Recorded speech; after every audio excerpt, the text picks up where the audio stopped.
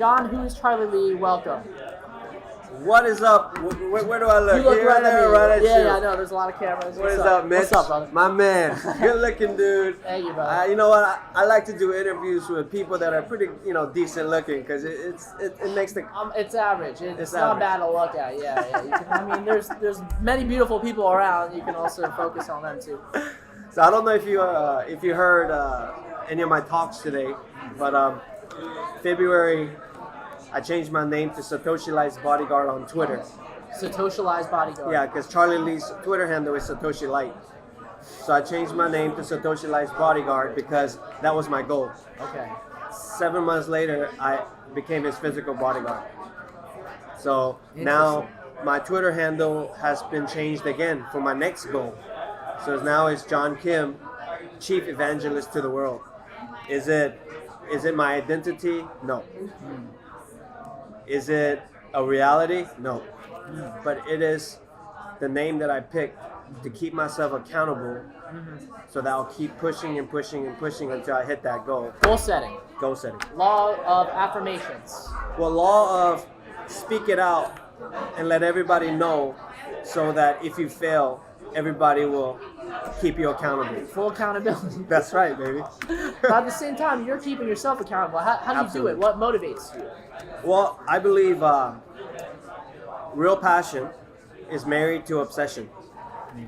Fake passion is not married to obsession, and it's a trend. It's a fad. Okay. So for me, if you see anyone great, for example, like Conor McGregor or a Mayweather, somebody who actually went from nothing to greatness, there's one thing in common. Their passion was married to obsession. They were so focused in what they believed. So another thing about passion for me is like I never chose passion in my life. Okay. It chose me. How so? Like you'll know like in your life when something overtakes you, something just grips you. And I always say you don't choose passion chooses you, and it takes you where you can't go without it. So whenever you're fully engulfed in passion, you can't stop.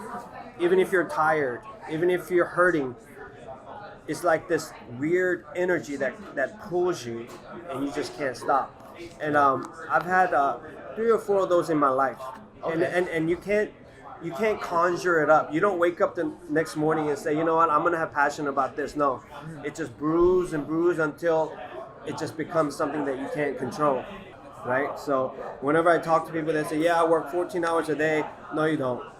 Because I'll tell you what, I have a 1,000-hour rule, right? If you truly put in 1,000 hours in any craft, you'll become good at it. And the reason I can say that is because when I was boxing, my boxing coach told me, I want you to hit that heavy bag 1 month, only your left jab. And I told my coach, I said, Coach, you don't understand. My whole life, I can never use my left hand. What makes you think that I'm going to be happy hitting a heavy bag with my left hand? For a month.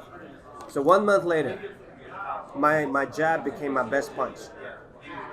And what he did in a month, he totally proved me wrong in what I believed for 30 years. And it was so powerful for me, right? Because my mind already gave up on the fact that I could ever use my left, right? And this coach, in 1 month, proved me that my mind is always lying to me because it loves comfort. Right? So right now in my life, I gravitate towards what's uncomfortable. I gravitate towards what is difficult because I'm 41 now. Looking back in my life, the biggest growth happened when I hit rock bottom or when I hit failure, when I hit this resistance, you know? So, I mean, so my hashtag on Twitter is called #IgniteTheFireLTC. I love that. Right? Yeah. And the reason for that is because I meet people like you. I meet other people. And I look them in the eyes, right? And I break bread with them. And what happens is that everybody has a little fire inside of them. You just need to meet somebody that can bring that out of them, right? So the reason that I went out for 30 days, slept in my car, slept in roach motels, and I did all that I'm making a blueprint on how to truly push for adoption, even if you don't have any knowledge. So basically, when I'm done with my blueprint, it's a blueprint of what excuses do you have? Or you want to tell me you can't do it because of this and this? Well, I have a blueprint that tells you that there's no excuses available on this blueprint. You know what I mean? So my biggest saying is the world is not wanting more information, they're wanting a demonstration. Because we're living in an information society where information has become decentralized, right? And everybody else can learn whatever they want on the internet. Well, as to the degree that the information became so much available, to the degree that demonstration went away. So we're living in a world where, yes, we're all connected on the internet, right? But the handful of people that's going to leave a mark in this world are going to be the ones that embrace that technology, but go even harder because they know how to push harder because there's so much information. For example, when I started my LED lighting company, I didn't know anything about electric. I didn't know anything about LED. My first job, I got on YouTube and I learned. And then I did my first job watching YouTube. Wow. So what am I saying? Like, look, one time I did this big job. I subbed it out. Sure. It was this crazy LED lighting that it has a chip and it has these patterns, right? And it broke. So they called me and I'm there. And the subs won't answer my phone call.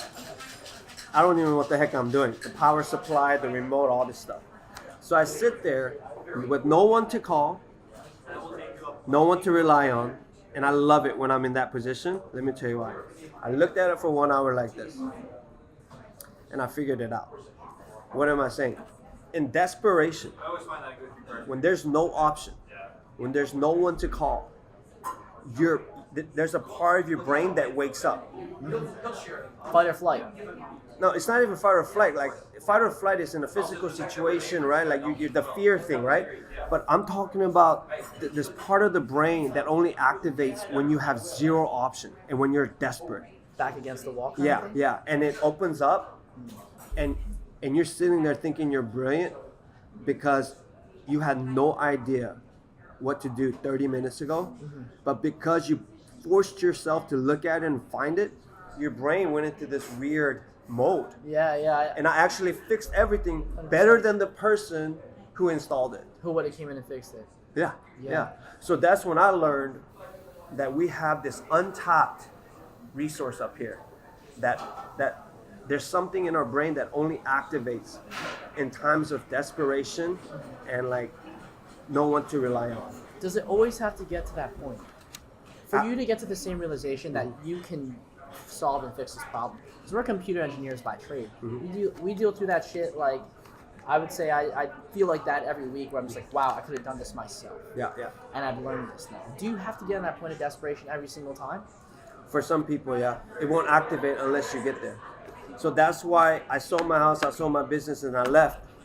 And I didn't have any option to come back. That's how I knew that I would stay on this road, because a human gravitate towards what the road to the least resistance and comfort, right? Wow. So whenever you leave a little bit of option left, a human being, when it's hard, will always take that option. But when you remove that, you get to that next level of like desperation. You have to do this. There's a big difference between I got to get this done and if I don't get this done, I'm done. It's been a fucking pleasure, bro. That was crazy. Yeah.